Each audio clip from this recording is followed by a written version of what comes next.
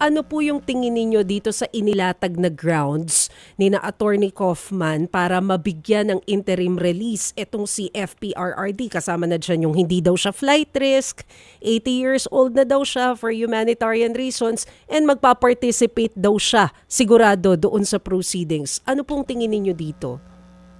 Ito ay standardized claims. Actually, unahin ko yung flight risk, will not continue or will not commit crimes, Mm-mm. etc. I will not hold office. May ganun siya eh. Mm-mm. Inaral pa namin yung phrase na ngayon, will not hold office or perform any public, will not talk to media. Kasi ibig sabihin ba nun, okay lang sa kanya na hindi mag-serve as Davao Mayor. Itong mga rason na ito ay kind of, hindi naman pro forma, no? Pero ito yung mga dahilan noon para pigilan ang or hindi i-grant ang interim release ng mga suspect noon. Mhm. Kaya kumbaga hinit na niya, unahan ko na kayo yung Mm-mm. actual grounds kumbaga ng bakit siya nanghihingi na makalaya ay largely redacted. Ang Mhm. sabi niya ay because he's old, comma, blank, blank, blank, and blank. Naku, Mhm. kaya sabi namin, hindi na natin alam yung iba. Pero kung sasabihin niya, unahan na rin namin, kung ang sasabihin niya ay medical reasons, at isa doon, ang naalala ko lang na lagi nilang sinasabi ay diabetic siya, di ba? Mhm. Diabetic si Duterte, di umano, di ba yun nga yung sinasabi na kailangan may doktor.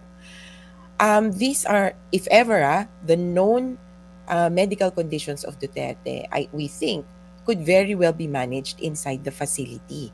Yung ICC detention facility is well equipped to assist him dun sa, lalo na, to assist anybody actually, on common or foreseeable na mga diseases or Mm-mm. conditions. Mm. Pero yung sinasabi po niya na will not continue to commit crimes, ano po ang tingin ninyo doon at yung pagiging flight risk? So, pro forma yan eh, kasi nga uunahan na niya, ano ba dun sa mga iba na hindi pinayagan or ano na yung standards na sinabi ng ICC. And it's all just words. Mhm. We have had a bad experience with Duterte's words. One, natutupad. Kasi, di ba, sa isang banda sabi niya, kill, kill, kill. At maraming ang namatay. Pero sa kabilang banda, hindi ako tatakbo. Mag-jet ski ako and so forth.